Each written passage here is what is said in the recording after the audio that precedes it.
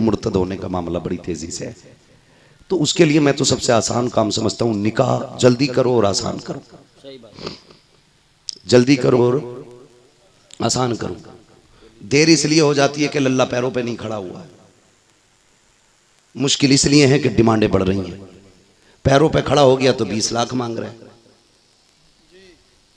और अगर ये पैरों पे खड़े होने से पहले कर दें तो 20 लाख मांगने की फिर उसकी जरूरत भी नहीं होगी।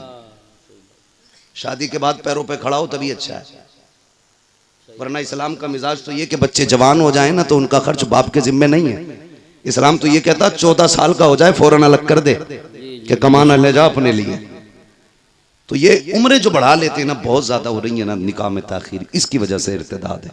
निकाह मुश्किल इसकी वजह से भी मुर्तद हो रहे। तीसरी वजह है बेगैरती, वो मेलों से लेके मज़ारों तक है।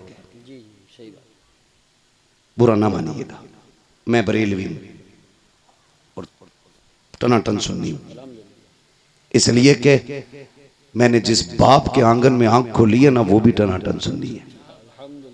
हम कच्चे लोग नहीं है, पक्के लोग।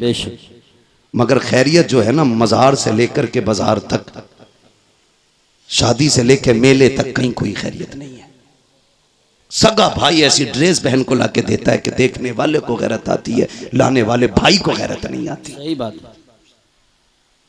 सच्ची बात नहीं है। किसी वलीमे में खाना खाने चले जाओ तो गैरत से ही पेट भर जाता है, रोटी तो हाथ भी नहीं लगती। इसलिए कि अब तो वलीमों में वो तमाशे होटलों में किए कि वहीं पे बेगैरत भाई है और वहीं पे बेगैरत औरतें। जी सही बात। कम से कम अगर औरतें पहले होती भी थी तो पहले मर्द खाते थे, बाद में औरतें बैठती थी। और उसूल कितने अच्छे थे, मर्दों को मर्द खिलाते थे, औरतों को औरतें खिलाती थी।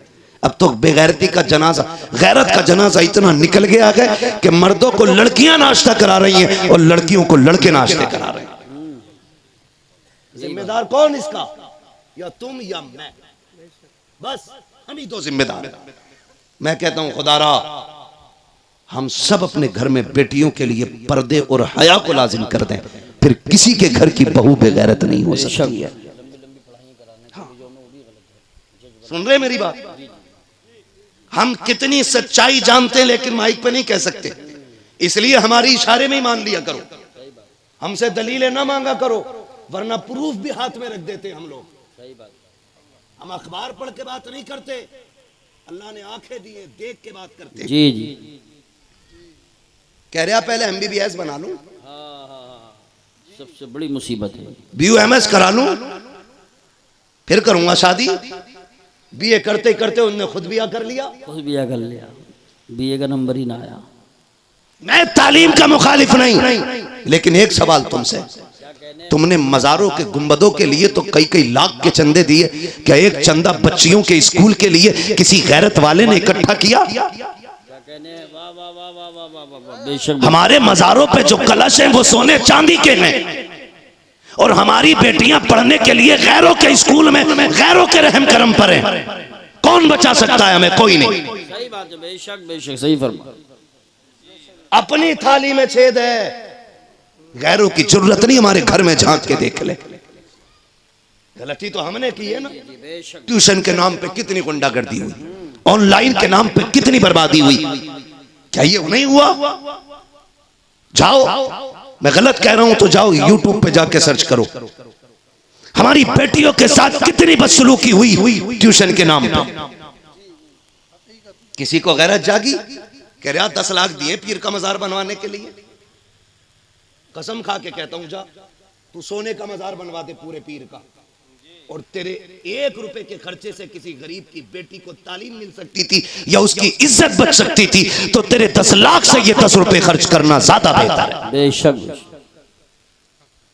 लेकिन हमने जिस तरह मजार सजाए, पीर साहब के घर बनाए, उतने मन से हमने स्कूल और कॉलेजेस नहीं बनाए। जी जी, अपने होने चाहिए, ये हमारे अपने होने चाहिए। बेशक बेशक, सुभान अल्लाह, हमारे अपने होने चाहिए। बहुत अच्छी बात है। वरना कौन ऐसा मुसलमान है इस इलाके में जो 1 लाख रुपए नहीं दे सकता स्कूल के लिए? बिल्कुल दे सकता, सब दे सकते, लेकिन हम इतनी, हमारी गैरत मर चुकी है, हम बेटे के निकाह में 1.5 लाख के पटाखे फोड़ सकते हैं, लेकिन 1 लाख देकर के बेटियों की इज्जतें नहीं बचा सकते।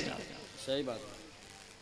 मैं आपसे गुजारिश करके जाना चाहता हूं, अब तक खूब चंदे आपने दिए या दो, तुम्हारी मर्जी है, लेकिन कम से कम एक चंदा ऐसा भी करो जिसमें हमारे स्कूल हमारी बच्चियों के लिए होने बहुत चाहिए। अच्छा पैगाम, उसमें अच्छा पढ़ने वाली भी बेटी होनी चाहिए, पढ़ाने वाली भी बेटी होनी जी चाहिए। बेशक बेशक। अभी कुछ दिन पहले अपनी मुरादाबाद में क्या बच्चियों के नकाब नहीं उतरवाए गए? लेकिन हम तो मौज में रहे। मेरी तो बाईपास पे आ गई है, मेरी तो रोड पे आ गई है, मेरी तो 20 करोड़ की बिक रही है। याद रख, अगर इज्जत चली जाए तो 50 करोड़ से भी धब्बा नहीं मिटता है, और बंदा भीख मांग के खाए, इज्जत बचा के खाए, खुदा की कसम अल्लाह उसकी इज्जतों में 4 चांद लगा दिया करता है। बेशक बेशक, सुभान अल्लाह। करेंगे इंशाल्लाह एक चंदा स्कूलों के लिए, अपने बनाओगे अपने स्कूल, वरना मैं आपको बताऊं, मैं थक गया था बच्चों के लिए स्कूल ढूंढता ढूंढता। मुझे अगर इतनी फुर्सत मिल जाती ना तो मैं तुमसे भीख मांग के स्कूल बनाता, लेकिन मुझे इतनी फुर्सत ही नहीं मिलती कि मैं घर पे भी रह सकूं। आपसे मैं कहूं इसकी कितनी अहम जरूरत है, समझ जाए, अल्लाह करे आप। बहुत स्कूल देखे हमने, मालूम है होता क्या, हमारे बच्चों को दूसरे धर्मों की तालीम दी जाती है बचपन से। जी जी यही बात है, गलत नहीं कह रहा हूं। कान तब खड़े होते हैं जब हमारे बच्चे आके घरों में भजन गाते हैं। सही बात। ये क्यों का हमारी मैडम ने सिखाया है। हाँ बिल्कुल सही फरमा, गलत नहीं कह रहा हूं। और हम यूं चादर ओढ़े सो रहे हैं। याद रखिएगा, बिल्ली की आंख बंद कर, कबूतर की आंख बंद कर लेने से बिल्ली का खतरा टल नहीं जाता है। तुम अगर ये सोचे बैठे हो मेरी तो एक ये संभाल लूंगा, तेरी एक नहीं है, ये जितनी कलमा पढ़ने वाली है सारी तेरी बेटी, बेशक यही बात, तेरी बेटियां हैं सारी। इसलिए सबके बारे में सोचना होगा। और मैं बहन बेटियों से गुजारिश करूंगा, खुदा की कसम खा के कहता हूं, तुमसे कोई भी कितना बड़ा सोने का लालच, बिल्डिंग का लालच, तुम्हारी इज्जत का लालच, तुम्हारी शान और शौकत का, खिदमत का लालच देख, मैं कसम खा के कहता हूं तुझसे तेरे बाप से ज्यादा दुनिया में कोई मर्द प्यार नहीं कर सकता है। बेशक। हर बेटी को मेरा चैलेंज है। मैं कहूं मैं अपनी बीवी से प्यार करता हूं, नहीं, मैं उतना नहीं कर सकता जितना उसका बाप उससे प्यार करता होगा। बेशक बेशक। आप रानी बना के रख सकते हो बीवी को, लेकिन ये जिगर का टुकड़ा सिर्फ बाप का होती है। मैं कहता हूं बेटियों से, तुम अगर किसी के धोखे में आ जाओ, गुड्डू सोनू पप्पू के, तो याद रखना 2 महीने 3 महीने गुजरेंगे, तुम किसी बैग में पैट मिलोगी, किसी फ्रिज में पड़ी मिलोगी, नाली के गटर में मिलोगी। तुम्हें मालूम नहीं क्या क्या स्कीमें चल रही हैं। कितनी बच्चियों को ले जा करके बेला फुसला करके मुंबई में किडनियां बेच दी गई, लाशें लावारिस फेंक दी जाती हैं। प्यार का झांसा दे करके मुस्लिम बच्चियों को ले जाया जाता है, उनकी किडनी बेच करके पैसा कमा लिया जाता है, फेंक दिया जाता है लाश को। मैं तुमसे कहना चाहता हूं ये धोखे में मत आना। खुदा की कसम खा के कहता हूं, जो इज्जत तुम्हें इस्लाम ने दी है कोई धर्म नहीं दे सकता, जो मोहब्बत तुम्हें बाप ने दी है कोई मर्द तुम्हें नहीं दे सकता। बेशक बेशक। जाओ तहकीक कर ले। मेरी बेटी मेरी बहन, रब ने तेरे लिए जन्नत तैयार की है, और वो जन्नत जिसमें नहरें हैं, बागात है, इतनी खूबसूरत मौसम वाली जन्नत कि अगर उसका सुराख, जन्नत का सुराख दुनिया की तरफ सुई के नाके के बराबर खोल दिया जाए ना, तो पूरी दुनिया उसकी ठंडी हवा से महकने लग जाएगी। सुभान अल्लाह। इतनी खूबसूरत जन्नत तेरे लिए। लेकिन भाई असल में बुनियादी कमजोरियां होती हैं। जब हमारे बच्चों को बचपन ही से भजन पढ़ाए जाते हैं ना, तो ईमान में मजबूत नहीं रहते। सही बात। फिर वो एक्स मुस्लिम बनते हैं, वो फिर किसी धर्म को नहीं मानते। लोग कहते हैं उससे पलटा, उससे नहीं, गलती हमने की। अपने बच्चों को इस्लामी तालीम जरूर दें, भले ही 6 महीने के लिए मदरसा छोड़ें, दाल खिलाएं मदरसे की। मैं गारंटी के साथ कहता हूं जो बच्चा 10 महीने मदरसे की दाल खा लेना वो मर जाएगा, लेकिन हुजूर का दीन नहीं छोड़ेगा। ये मदरसे की दाल में बरकत होती है, मदरसे की दाल में। लेकिन हमारे बच्चे क्या बनेंगे जब हम कहते हैं 35 मिनट ट्यूशन कुरान की है और 18 घंटे तुझे कुत्ता बिल्ली पढ़ना है, तो हमारे बच्चे क्या समझेंगे कि कुत्ता बिल्ली से ज्यादा अहम तो कुरान भी नहीं है। यही बात। जब बच्चों से हम कहेंगे सुन, कुत्ता बिल्ली आए ना आए, रब का दिया हुआ कुरान जरूर आना चाहिए, तो फिर वो आखिरी दम तक उसकी तालीम याद रखेगा। आखिरी दम तक बच्चों को कुरान पढ़ाएं। दीन पढ़ाएं, अपने स्कूल अपने कॉलेजेस बनाएं, अपनी बेटियों की इज्जत के मुहाफिज खुद बने, निकाह सस्ते करें, आसान करें, जल्दी करें, जल्दी करें। एक बात याद आ गई, कह दूं, आपने इतना टाइम अपनी मर्जी से लिया, आप 2 मिनट मेरी मर्जी से भी ले लें। जी जी इरशाद। मैं आपसे बस इतना कह जाता हूँ ना, कई बार ना होता क्या है, कई बार होता ही है यूसुफ भाई, बराबर का रिश्ता ढूंढ रहे अब्बा, बराबर का नहीं मिल रहा। लड़की की उम्र 25 हो गई, अभी बराबर नहीं मिला है। 25 से 30 आ गई बच्ची की उम्र, अभी बराबर का नहीं मिला है। वो बेटी है, तुझसे कह नहीं पाती है, तू उसकी जिंदगी के साथ खिलवाड़ कर रहा है। अल्लाह ने उस पे गैरत के पर्दे डाल रखे, वरना जो सितम करते हो ना बेटियों के साथ बराबरी के चक्कर में, उम्रें गुजार देते हो बेटियों की, इसका हिसाब बड़ा मुश्किल पड़ेगा, इसका हिसाब बड़ा मुश्किल पड़ेगा। का नहीं, दामाद ऐसा होना चाहिए कि लोग देखें फलां का दामाद आया। अभी नहीं देखेंगे, अलबत्ता मरेगा ना तो सब देखेंगे कि किस हाल में जा रहा है।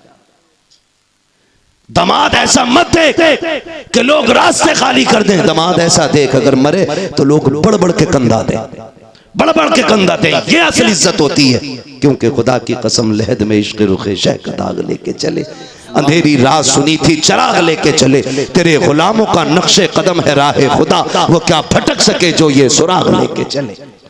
इसलिए आपसे गुजारिश है, बराबरी के चक्कर में बच्चियों की उम्र जाया ना करें। अगर आप सिर्फ इस पे कंट्रोल कर लें, वक्त पे बच्ची और बच्चियों की शादियां करने लगे तो बहुत सारी बुराइयों का दरवाजा बंद हो जाएगा। करेंगे इंशाअल्लाह।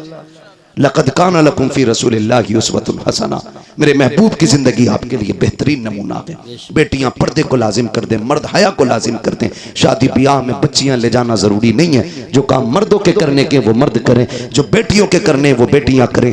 बारातों का इस्तकबाल, जूस का गिलास, दूध का डब्बा बंद करिए। कोई लुल्ल लंगड़ा नहीं आया है जो इसे तू खिलाएगी तो खाएगा। अल्लाह का शुक्र है दौड़ दौड़ के निकाह कर रहा है, तो ये भाग के लूला लंगड़ा नहीं है कि अपने हाथ से पिला रही है। गैरत वाली बन सुनो, जिन मर्दों का इस्तकबाल औरतें करती हैं वो मर्द नहीं, वो हिजड़े होते हैं। और जिन मर्दों का इस्तकबाल मर्द करें वो मर्द हुआ करते हैं। और जिन औरतों को मर्द खिलाते हैं वो गैरत वाली नहीं, बेगैरत होती हैं। उनकी गोद से हाफिज कारी सलाहुद्दीन नहीं आते हैं, डांसर पैदा होते हैं, शैतान पैदा होते हैं। बेटियां गैरत वाली होती हैं तो फिर औलाद भी इज्जत वाली पैदा हुआ करती है। बेशक बेशक, सुभान अल्लाह। करेंगे इंशाअल्लाह, ऐसा इंशाअल्लाह वादा करें इंशाअल्लाह। नबी के दीन पर मजबूत रहिएगा, मजबूत रहिएगा। और ये कभी ना सोचिए हालात खराब हैं, इसे खराब नहीं कहते। इससे ज्यादा हालात तो तब खराब थे जब खाली 39 लोग ईमान लेके आए थे। जी जी बेशक, इससे ज्यादा खराब थे, इससे भी ज्यादा खराब तब थे जब 313 बदर में उतरे थे। हमें हालात से न डराना, हम मौत की आंखों में आंखें डाल के बात कर सकते हैं, इसलिए कि हम जानते हैं हम यहाँ जीने के लिए नहीं, हम हुजूर के नाम पे मरने के लिए आए हैं। जिन्हें जिंदगी प्यारी है वो जिंदगियों में रहे, अल्लाह हमें हुजूर की गुलामी में रखे। उससे बेहतरी जिंदगी नहीं हो सकती जो हुजूर के नाम पे कुर्बान हो जाए, हुजूर के नाम पे कुर्बान हो जाए। सारे वादा करते हैं वफा करेंगे हुजूर से इंशाअल्लाह, इंशाअल्लाह वादा करें, सारे लोग करें वादा, जितने लोग करते हैं वफा करेंगे हुजूर से। हुजूर की वफा की पहली बुनियाद यह है हम आपसी इख्तिलाफात खत्म करेंगे इंशाअल्लाह, इंशाअल्लाह। वादा करें इंशाअल्लाह। एक दूसरे को माफ करेंगे, एक दूसरे से माफी मांगेंगे। अल्लाह ताला हमें हमारे वादे पे कायम रखे। लक़द कान लकुम फ़ी रसूलिल्लाहि उस्वतुन हसना, मेरे महबूब की ज़िंदगी आपके लिए बेहतरीन नमूना है। हुजूर के तरीके पे जियो, ये भी कामयाब ज़िंदगी, वो भी कामयाब ज़िंदगी हो जाएगी। बस जो हुए गलत उनको माफ़ फरमाए रब्बे कायनात।